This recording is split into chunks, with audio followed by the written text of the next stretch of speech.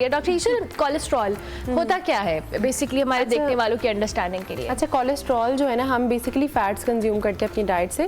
दो तरह के फैट्स होते हैं, एक होता है एलडीएल यानी लो डेंसिटी लिपोप्रोटीन्स, एक होता है एचडीएल यानी कि हाई डेंसिटी लिपोप्रोटीन्स। हमारा जो कोलेस्ट्रॉल है, हम कहते हैं कोलेस्ट्रॉल जब हाई हो जाता है, बेसिकली जब 200 mg पर डेसिलीटर से ज़्यादा चला जाता है कोलेस्ट्रॉल, तो that is basically LDL cholesterol. जो लो डेंसिटी लिपोप्रोटीन्स होती है दैट इज़ बैड कोलेस्ट्रॉल। तो वो ये होता है कोलेस्ट्रॉल के हमारी जो ब्लड वेसल्स होती हैं, जो हमारी बॉडी होती है, उसके अंदर जो है फैट की डिपोजिशन स्टार्ट हो जाती है, जिसकी वजह से फॉर एग्जांपल इतनी उसकी विड्थ थी ऑलरेडी एज्यूम्ड है, वो तो होती बहुत थोड़ी है, इतनी विड्थ थी, तो अब उसमें जो है बिल्डिंग होने लगी है फैट की, तो वो कम हो जाती है, जिसकी वजह से क्या होता है ब्लड फ्लो बहुत ज़्यादा इफेक्ट होता है, ब्लड प्रेशर बहुत ज़्यादा हाई हो सकता है।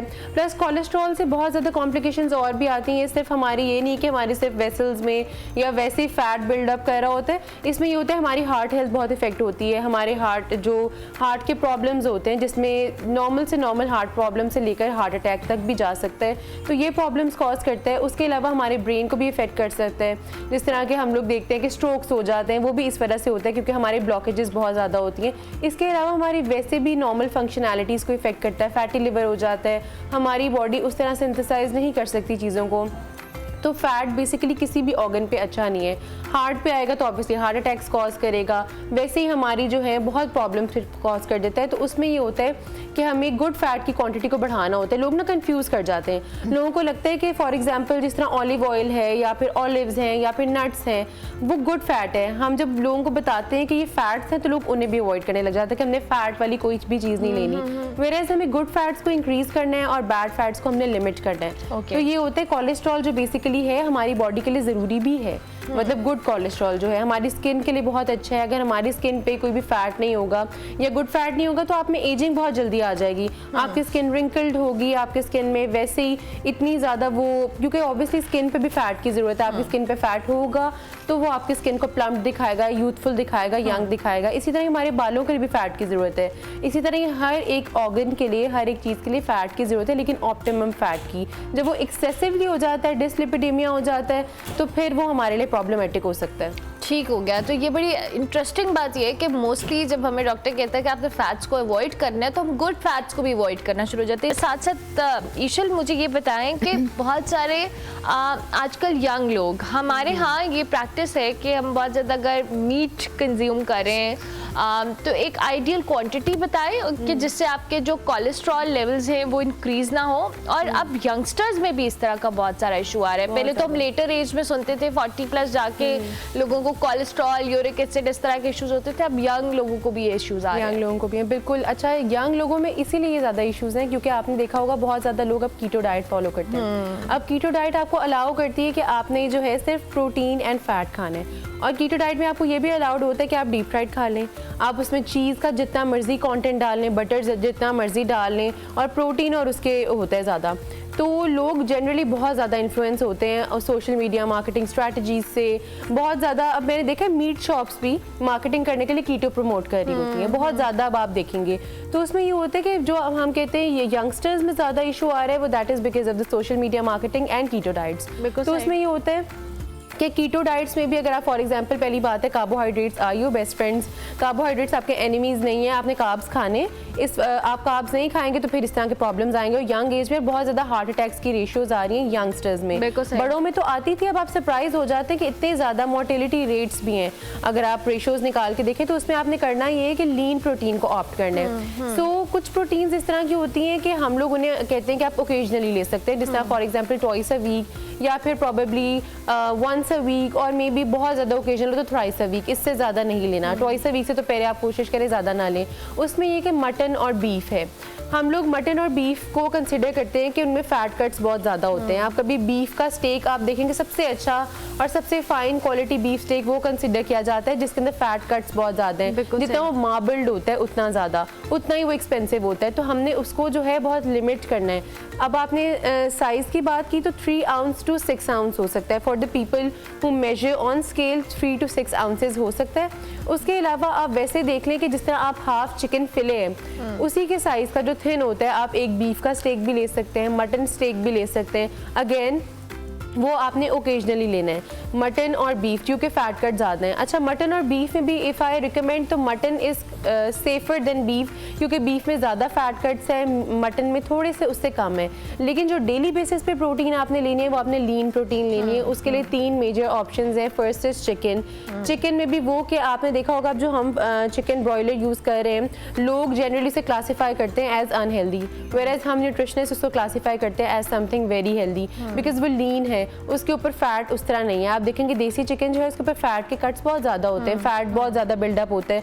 तो अगर आप देसी चिकन भी खा रहे हैं तो आपने फैट ऊपर से रिमूव कर देना, because that fat is also oil, वो भी जाके डिपोजिशन करेगा। तो कुकिंग प्रैक्टिसेस में हम जनरली देखते हैं हम ऑयल भी डालते हैं, फिर बहुत ज़्यादा फैटी मीट भी डाल देते हैं, फिर उसके अंदर ऊपर से मेयोनीज या फिर ऑयल्स या फिर मार्जरीन्स भी डाल देते हैं उसको ज़रा, और फिर क्रीम्स डाल देते हैं, हैवी क्रीम्स। तो वो इतना ज़्यादा फैट का कंटेंट हो जाता है उसके अंदर, ये कोलेस्ट्रॉल लेवल को हाई करते हैं। तो लीन प्रोटीन में चिकन का ऑप्शन था। चिकन का अगेन फिले आप हाफ फिले ले लें, और या हाफ से भी आप उसको 2 पीसेस में चेंज कर लें, वो भी काफ़ी अच्छा प्रोटीन का पोर्शन है। उसके अलावा ये हो जाता है कि आपने फ़िश लेनी है। फ़िश बहुत हेल्दी होती है, लेकिन फ़िश में हमेशा ये चीज़ always make sure that that is not deep fried. Fish को आपने बेक करना है, ग्रिल करना है, एयर फ्राई करना है, ये सब चीज़ें आप कर सकते हैं, स्टीम कर सकते हैं, लेकिन आपने उसे डीप फ्राई नहीं करना। डीप फ्राई करेंगे तो वो बहुत ज़्यादा हाई इन फैट हो जाएगा। लेकिन ऑलवेज रिमेंबर वन थिंग कि फ़िश के अंदर ऑलरेडी फैट है, that is very good. Omega 3 omega 6 है, आपने उस गुड फैट को HDL को आपने LDL में कन्वर्ट नहीं करना। अगर आप उसे डीप फ्राई करेंगे कुकिंग प्रैक्टिसेस बिल्कुल चेंज हो जाएंगी और वो आपको बहुत ज़्यादा कोलेस्ट्रॉल बिल्डअप कर सकता है। और तीसरा जो ऑप्शन प्रोटीन का ये दैट इज़ दालें। जो लेंटिल्स होते हैं, हमें अक्सर लोगों को नहीं पता कि वो प्रोटीन का बड़ा अच्छा सोर्स है, प्लस कार्बोहाइड्रेट्स भी आपको प्रोवाइड करते हैं। तो दालें जो हैं, जो लोग वेजिटेरियंस हैं, हम पाकिस्तान में बहुत सारे लोग वेजिटेरियंस हैं, तो उनमें ये कि आप दालों का इस्तेमाल ज़्यादा करें। दालों में डिफरेंट आ सकती हैं, किडनी बीन्स आ सकती हैं, येलो, ऑरेंज, जितनी भी दालें आप वो यूज़ करें, तो उसमें जो है आपको प्रोटीन का बड़ा अच्छा पोर्शन मिलता है, plus that is lean protein. तो आप वो ज़्यादा ऑप्ट करें डेली बेसिस पे।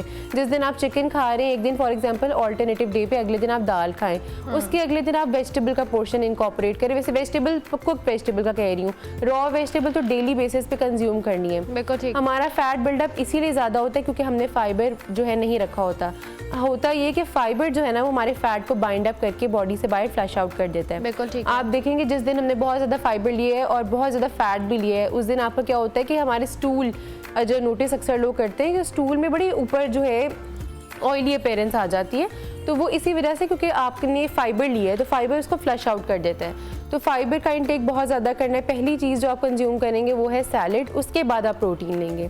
इस तरह करने से क्या होगा कि प्रोटीन बहुत ज़्यादा भी नहीं खाई जाएगी, प्लस फाइबर का कंटेंट ज़्यादा वेजिटेबल से होना चाहिए। उसमें बहुत सारे ऑप्शंस हैं, जिसमें स्पिनिच भी है, लेटिस भी है, ये सारे ऑप्शंस हैं। बिल्कुल ठीक है। अच्छा नहीं ईशल, सेकेंडली जब आपने बात की है कि हमें बहुत सारी चीज़ों का क्वांटिटी को मैनेज भी करने और टाइम भी, most of the time people don't realise के समटाइम्स मैंने देखा है कि बहुत सारे लोग, कुछ न्यूट्रिशनिस्ट कहते हैं कि जी आपने आइडियली आप सुबह खाली पेट कॉफ़ी आपको नहीं पीनी चाहिए, और कुछ कहते हैं पीनी चाहिए, कुछ कहते हैं चाय नहीं पीनी चाहिए, फिर फ्रूट्स की कंजम्पशन का टाइम लेट नाइट नहीं करना। ये थोड़ा सा मैं बताएं कि लोगों को क्या इतनी ये गाइडेंस भी बड़ी ज़रूरी होनी चाहिए कि कौन सी चीज़ आपने किस टाइम इस्तेमाल करनी है। अच्छा, first thing in the morning हम कैफीन इसलिए रिस्ट्रिक्ट करते हैं बिकॉज कैफीन के साइड इफेक्ट भी हो सकते हैं, प्लस स्पेशली कॉफ़ी जो है जब आप बहुत ज़्यादा लेते हैं तो एक्सेसिव यूरिनेशन करके वो आपको डिहाइड्रेट कर सकती है। ठीक है। प्लस जब आपके सिस्टम में जो पहली चीज़ आनी है, to choose that thing very wisely. तो हम हमेशा रिकमेंड करते हैं कि first thing in the morning should be fibre. वो फाइबर किसी भी फॉर्म में हो सकता है, वो आप चिया सीड्स हम जनरली रिकमेंड करते हैं, या फिर सिलिम हस्क जिसको हम कहते हैं इस्पगोल,